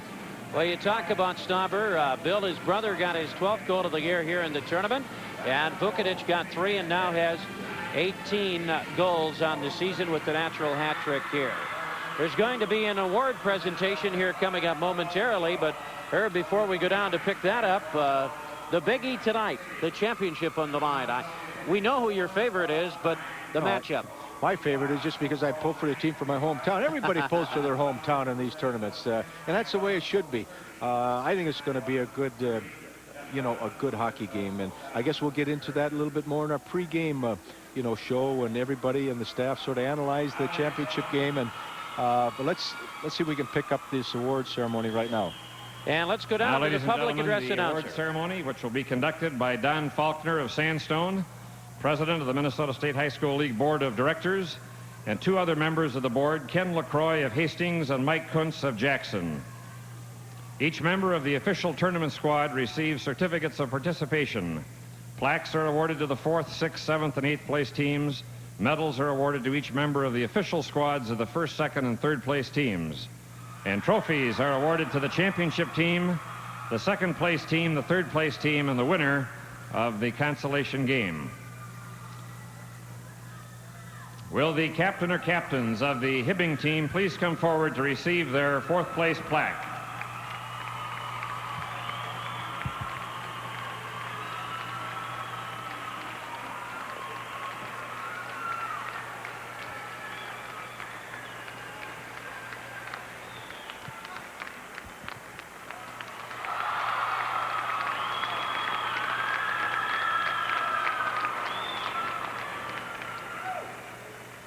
The 3rd place team receives bronze medals and a team trophy. We'll now have the awarding of the medals, which will be handed out individually as we call the players' names. Jeff Bennett.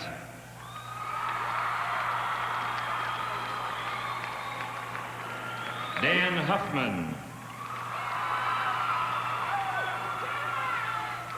Scott Ivanovich. Steve Elsmore. Scott Pearson.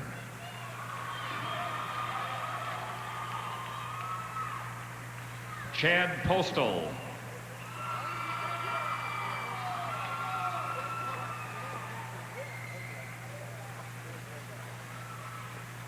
Chris Apps.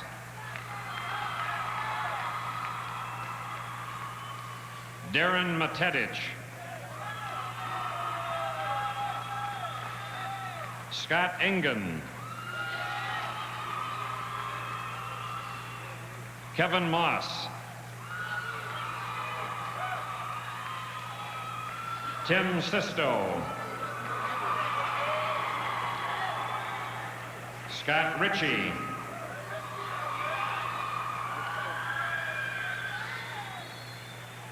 Jason Francisco. Jerry Anderson.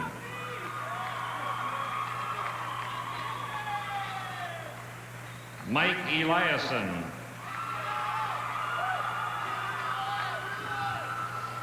Mike Vukanich.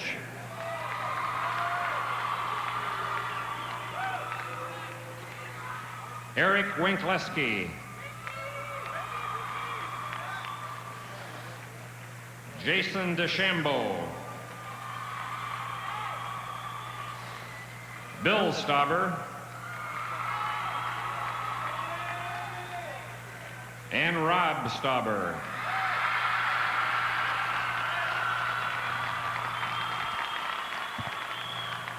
Student manager Ken Johnson.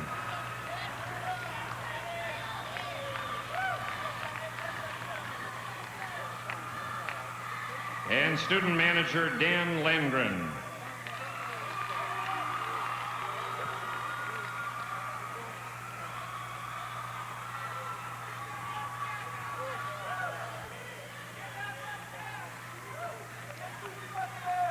Now would the captain or captains of Duluth Denfeld please come forward to receive the third place trophy.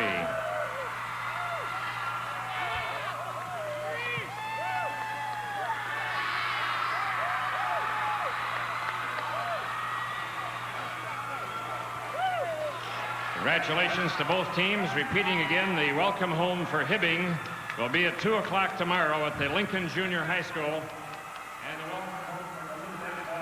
So there's the presentation, and our congratulations to Duluth Denfeld. And we should mention that Stauber, according to our stats, wound up with a tournament total of 107 saves.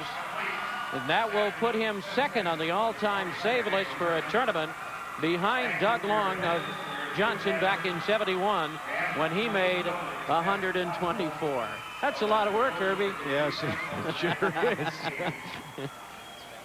But I tell you what, there is a nice scene as you see Vukanich, the coach, walking off the ice, and they have to be very happy with the progress that they've made, and that will certainly help the hockey program there. Meanwhile, Hibbing, with their rich tradition, I wouldn't guess it'll be too long before they'll be back in the tournament one more time. No, that's for sure. And they've got a nice young nucleus there, and they can build around that number 17, young Dougie Terrell.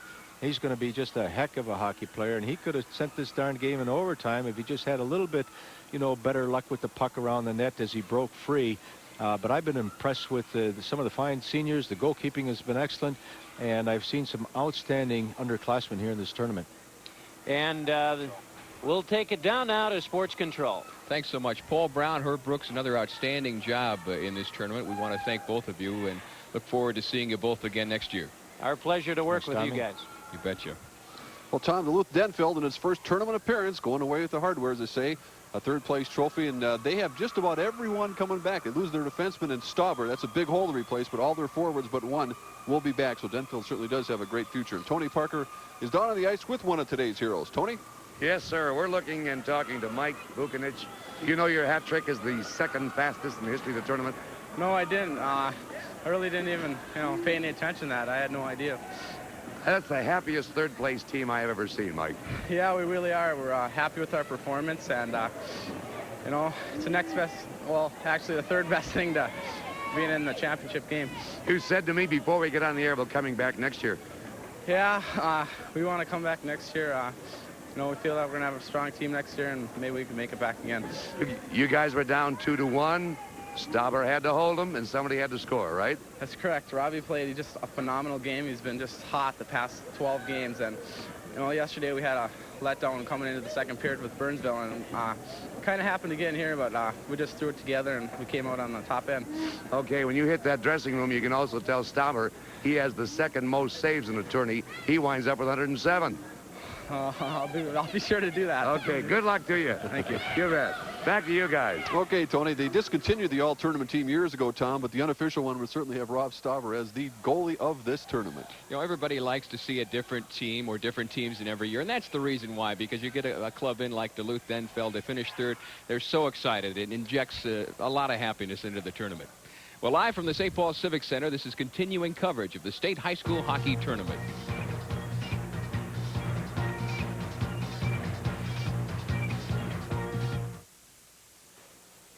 Duluth Denfeld over Hibbing 4-2 for the third place trophy. We had a real explosive third period. It was 1-0 after 2. Hibbing got on the board early in the third period, 47 seconds to be exact. John Schwartz with his third goal, finally beating Rob Stauber here. The amazing thing about Hibbing, their leading scorer all year, Paul Girardi, was shut down, did not score a goal in this tournament. Take another look at it here. John Schwartz, this will make it 1-1, 47 seconds into the third period. Well, 7 minutes later, the Blue Jackets took their first lead of the game. This, of course, tied it at 1. The puck was stolen deep in the Denfeld zone, you'll see here. And Cal Huseman passed it over to Doug Terrell, who had a terrific tournament, and he drilled it under Rob Stauber. He's just a sophomore, Tom. He's going to be a great one. Amazing. 2-1. But Mike Vukanich then took over the offense for Duluth Denfeld. The Hunters in control. 5 minutes left in the game. The first of his 3 goals. Gary Anderson picked up the assist there. Mike Vukanich with a 3-goal hat trick this afternoon, all taking place in the final 5 minutes of play, and that made it 2-2. Second goal, which made it 3-2, and in a sense was kind of a fluke because it came off a Hibbing defender's skates, Mike Hardy there. But Vukanich gets the goal. He went on to score an open net goal to complete the natural hat trick, and Duluth Denfeld had that 4-2 win, and the second best performance by a goaltender in 15 years at this tournament. Rob Stauber with 107 saves. Amazing. As Mike Vukanich said, it's the third best thing to the championship. They came actually within just a period of winning it all. As we look at the championship series, Denfeld losing a frustrating game to Burnsville last night, but they are the third place champions. Of course, Burnsville Hill Murray coming up tonight in our championship game. Duluth Denfeld, the third place winner, Tom. That's right, 4-2 the final score. Well, of course, tonight we've been talking about it all day, a 7:35 start. But before that, our countdown to championship program starting at 7 o'clock, where we will look at every aspect of the title game, and we look forward to that as well. Well, viewers in the metropolitan area and who are cable TV subscribers will be able to see the tournament games repeated in their entirety on WCCO2 beginning this Sunday at noon. That's tomorrow afternoon. Consult your local cable listings or call your cable TV operator to find out about that. Has some interesting features tonight in that countdown to championship series. Joe Sensor, who of course is working with us throughout this tournament, spent the night last night with the Burnsville Braves, following them around, see how they preparing for the championship game. Steve Doyle, in the meantime, followed the Hill Murray Club, and their reports will be included in our countdown to championship, and also in the championship game itself between periods. Tom, I know you have a very interesting series coming up on the Mites hockey. I think the folks are going to want to see that. It's really interesting to see where, of course, the grassroots programs begin. So that's it for Tom Hanneman. This is Mark Rosen from the St. Paul Civic Center. We'll see you again at 7 o'clock tonight as we get ready for the countdown to championship, Burnsville and Hill Murray.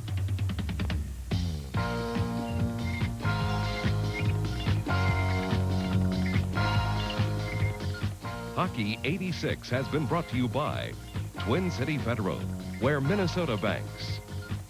Scotch, makers of high-quality magnetic media recording products. Tom Thumb, where you don't have to spend a lot of money to save a lot of time. Chevrolet, who invites you to live the style, performance, and fun of Chevrolet in 86.